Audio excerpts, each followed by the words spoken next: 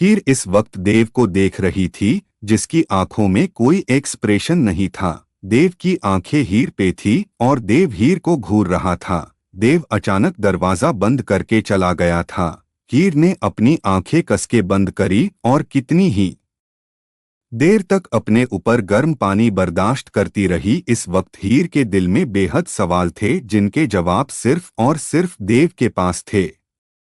वहीं दूसरी तरफ देव ने बाहर आके किसी को कॉल करा और गुस्से से बोला, कैसे भी करके वो आदमी मुझे मिलना चाहिए। चारों तरफ मेरे आदमी फैला दो, जहां भी गया होगा तो यही आसपास, मुझे वो जिंदा चाहिए। देव ने इतना कहते हुए फोन काट दिया। तभी देव का ध्यान गेट पे गया, जहां सर्वेंट हाथों में खाने और चाय की ट्रे लिए खड़ा था। देव ने उसको अंदर आने का इशारा करा और वॉशरूम की तरफ देखने लगा। थोड़ी देर बाद भी जब हीर नहीं आई, देव ने गुस्से से वॉशरूम का दरवाजा खोला, जहां सामने हीर छिपी हुई बैठी थी। हीर के ऊपर पानी पड़ रहा था। देव ने गुस्से से शॉवर बंद करा और हीर को देखा, जो इस वक्त बिल्कुल पानी में भीगी हुई थी। देव ने घुटने के बल बैठ के हीर के खुले कांधों को टाइट पकड़ा और गुस्से से बोला, मेरी आंखों में देखो। हीर इस वक्त बिल्कुल शांत थी। उसके दिल में एक तूफान सा था जो शांत नहीं हो रहा था। हीर आंखें उठा के बोली, उसने मुझे छुआ इसलिए तुम्हें मुझसे अचानक नफरत हो गई? क्योंकि सब मर्दों की तरह तुम्हें भी मेरे जिस्म से प्यार था ना? अब वो प्यार नहीं मिला तो नफरत हो गई मुझसे, है ना? हीर की बात पे देव का चेहरा गुस्से से लाल हो गया। उसकी आंखें गुस्से से जलने लगी थी। लेकिन इस वक्त देव हीर को हर्ट नहीं करना चाहता था, लेकिन हीर लगातार देव को गुस्सा दिला रही थी। देव ने हीर का मुंह पकड़ा और नफरत से बोला, हीर अगर तुम एक शब्द और बोली तो याद रखना मैं कुछ गलत कर दूंगा। देव की बात हीर ने उसका हाथ झटका और नफरत से बोली, मुझसे दूर रहना। हीर जैसे ही उठने लगी, देव ने उसको गोद में उठाया और बाहर ले आया। हीर लगातार देव से छुटने की कोशिश कर रही थी, लेकिन देव गुस्से से उसको घूर रहा था।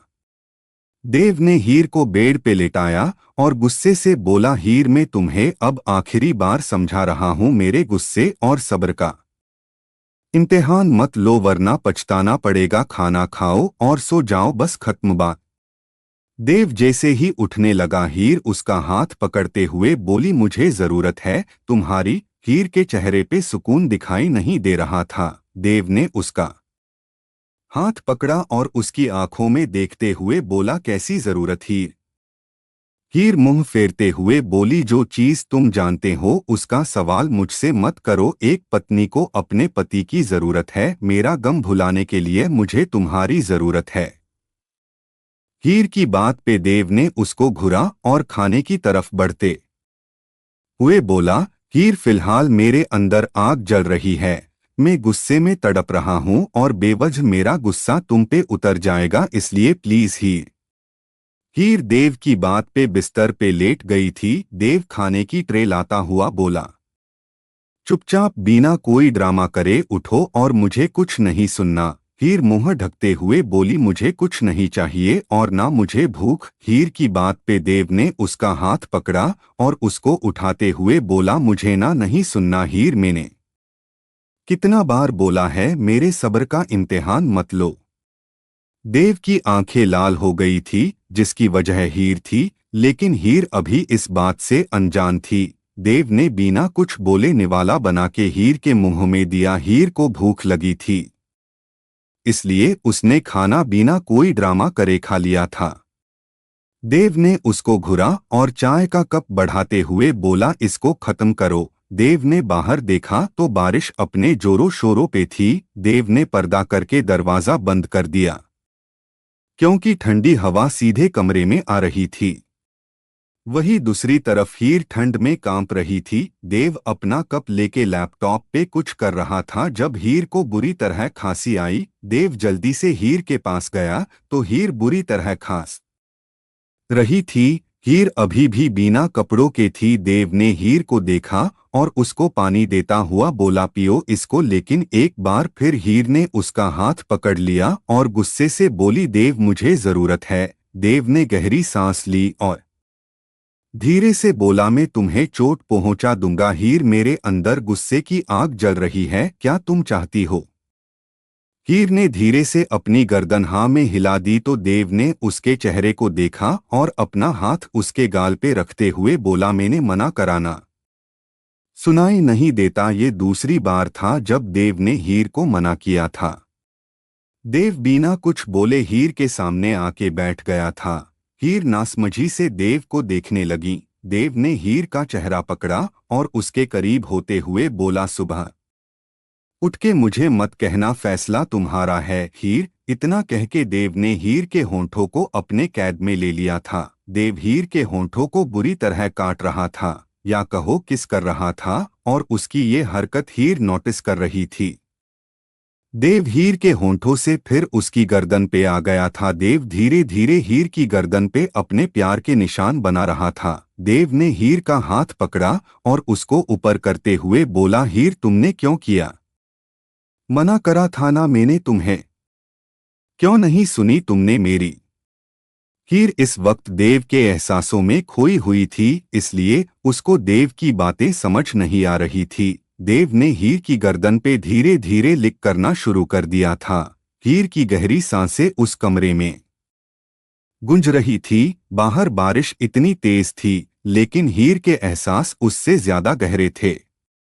देव अब उसकी गर्दन से होते हुए उसकी कमर पे आ गया था। देव ने उसकी गर्दन पे अपने होंठ रखे तो हीर ने बेडशीट पकड़ ली। देव ने वापस से हीर को पलटा और उसकी आंखों में देखा, और फिर अचानक हीर की आंखों में आंसू आ गए, क्योंकि देव अब उसको बुरी तरह प्यार कर रहा था। देव का चेहरा हीर की गर्दन पे छुपा हुआ था और हीर की आवाजें कमरे में गूंज रही थी। हीर को दर्द हो रहा था, लेकिन फिलहाल ये सब उसने ही कहा था और देव ने पहले ही उसको बोला, और अब उसको देव को झेलना था। हीर की आंखें बुरी तरह आंसुओं से भीगी थी। 2 घंटे बाद हीर और देव अलग हुए थे। हीर आंसुओं से भीगे चेहरे को लेके सो चुकी थी। देव ने हीर का चेहरा देखा जहां सिर्फ आंसू थे। देव ने उसके चेहरे को झुक के हल्का सा छुआ और उसकी सर पे किस करते हुए बोला, मैंने कहा था ना मुझे इस वक्त कुछ मत कहो, लेकिन तुम्हारी जिद के लिए आज मैंने तुम्हें चोट पहुंचा दी। ये कहते हुए देव ने अपने कपड़े पहने और बाहर बालकनी में चला गया, जहां बारिश और ठंडी हवा अपने जोरों पे थी। देव ने बाहर मौसम देखा, लेकिन तभी उसको अपने सीने पे किसी की नाजुक उंगलियों का एहसास हुआ। देव समझ गया था ये हीर है। देव ने जल्दी से हीर के हाथ पकड़ लिए और उसको आगे करते हुए बोला, तुम्हें सोना नहीं है? हीर देव के सीने पे सर रखते हुए बोली, नहीं, मुझे नींद नहीं आ रही, और तुम भी तो मेरे पास नहीं हो, पता नहीं कैसे अजीब सा बिहेव कर रहे हो। देव हीर को खुद से अलग करते हुए बोला, तुम्हें सोने को बोला है ना? हीर, सो जाओ, यहाँ ठंड भी बहुत है, तुमने कुछ नहीं पहना, चलो जाओ। हीर जिद करते हुए बोली, नहीं, जब तक तुम नहीं जाओगे मैं भी नहीं जाऊंगी। बात खत्म, अब तुम सोच लो तुम्हें चलना है या नहीं। देव गहरी सांस लेते हुए बोला, ठीक है, चलो आओ। हीर नासमझी से देव की तरफ देखते हुए बोली, तुम आजकल मेरी सब बातें इतनी जल्दी से क्यों मानने लगे हो? सब ठीक है ना? देव ने हीर का चेहरा अपने हाथों में लिया और उसको बेड पे लेटाता हुआ बोला, तुम बहुत ज्यादा जिद्दी हो गई हो, इसलिए तुम्हारी सब बातें माननी पड़ती हैं। हीर देव की तरफ घूरते हुए बोली, क्या सच्ची में सिर्फ इसलिए? हीर की बात पे देव ने उसकी आंखों में देखा और हाँ में सर हिलाया। तभी देव का फोन बजने लगा था। देव ने फोन देखा जिसपे उसके असिस्टेंट का कॉल था। देव ने फोन को बंद करके उल्टा कर दिया था। हीर, जो कि सोने की कोशिश कर रही थी, अपनी एक आंख खोलते हुए बोली, तुम मुझे बताना, मेरे सामने ये फोन क्यों नहीं उठा रहे तुम? हीर की बात सुन के देव ने फोन उठाया और उसको स्पीकर पे डाल दिया। हीर ने मुस्कुरा के देव को देखा और आंखें बंद करके लेट गई। वही देव के दिमाग में पता नहीं क्या चल रहा था। देव भी हीर की गर्दन में मुंह देके सो गया था। सुबह के 7 बजे देव की आंख खुली तो बारिश अभी भी अपनी तेज रफ्तार से थी और हीर ठंड में सिकुड़ी हुई सो रही थी। देव ने हीटर ऑन करा और हीर की तरफ देखा। देव ने हीर को अच्छे से कवर करा और चेंज करके नीचे आ गया। देव ने आते हुए बालकनी का दरवाजा अच्छे से बंद कर दिया था ताकि हीर को ठंड ना लगे। वही दूसरी तरफ देव जब नीचे आया, अनीता और रियांश जी दोनों बैठे चाय पी रहे थे। देव ने अनीता जी को देखा और अपनी कॉल्ड वॉइस में बोला, दादी चली गई। देव की बात सुन के अनीता जी ने देव को देखा और धीरे से बोली, नहीं अभी नहीं, शाम में है उनकी फ्लाइट, अभी मौसम भी सही नहीं, बाहर देखा कितनी बारिश हो रही है। अनीता जी ने देव को बैठने इशारा करा तो देव बिना कुछ कहे सीधा बाहर की तरफ निकल गया था। अनीता जी धीरे से बोली, इसको क्या हुआ? हीर से कोई लड़ाई हुई? रियांश जी उठते हुए बोले, जो भी हुआ है मुझे नहीं लगता हमें पति पत्नी के बीच बोलना चाहिए। जो हुआ होगा वो दोनों सुलझा लेंगे। फिलहाल मैं भी ऑफिस के लिए निकलता हूँ। बेहतर हूँ माँ से ज्यादा कोई बात मत करना और हीर को भी कहना वो उनके सामने कम से कम आए, क्योंकि मैं नहीं चाहता बच्ची का दिल दुख, अब पहले ही बहुत कुछ झेल चुकी है। और जहां तक मेरा ख्याल है कल हीर अपनी किसी दोस्त के यहाँ नहीं थी, वो जहां भी थी इसका पता मैं आसानी से लगा सकता था। लेकिन अगर देव ने नहीं बताया तो शायद वो चाहता हो हम उन दोनों की प्राइवेसी में दखल अंदाजी ना करें, इसलिए तुम भी हीर से कुछ मत पूछना। रियांश जी के समझाने पे अनीता जी ने हाँ में सर हिलाया तो रियांश जी ने भी उनकी तरफ देखा और तेज कदमों से बाहर निकल गए। वही दूसरी तरफ 10 बजे हीर की आंख खुली थी। उसको अपना बदन टूटता हुआ महसूस हो रहा था। हीर काफी देर तक बिस्तर पे पड़ी रही थी क्योंकि अब उसको काफी अच्छा महसूस हो रहा था।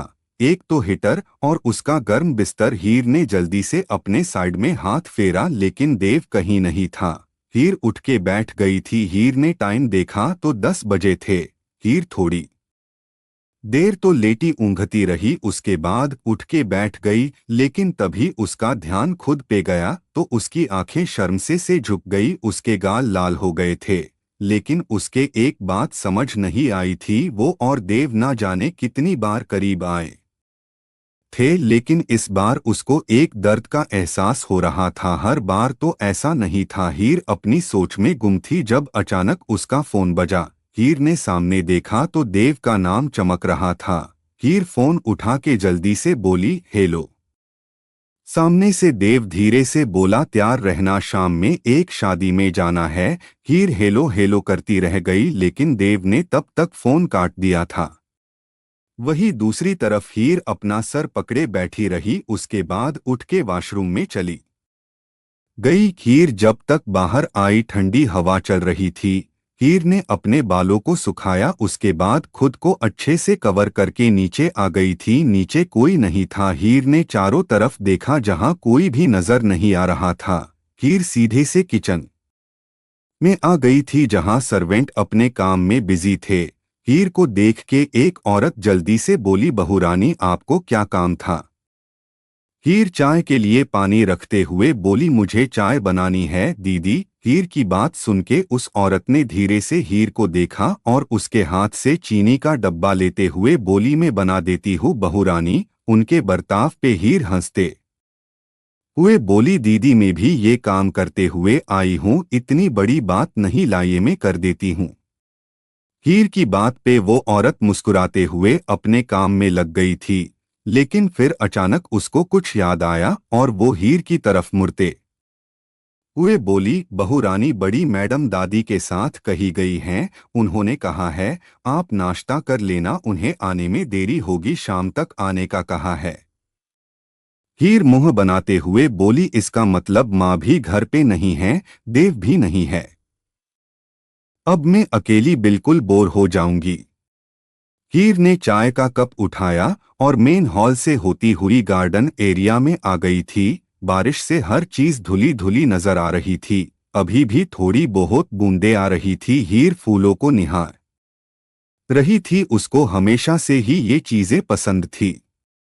फिर अचानक ही उसको कुछ ख्याल आया और हीर अपने कमरे की तरफ भागी। आज पता नहीं क्यों उसका दिल बहुत खुश था और जिसकी वजह उसको भी नहीं पता थी। हीर ने अपना फोन उठाया और एक डिजाइनर को कॉल करा जिससे एक बार देव ने उसको मिलवाया था।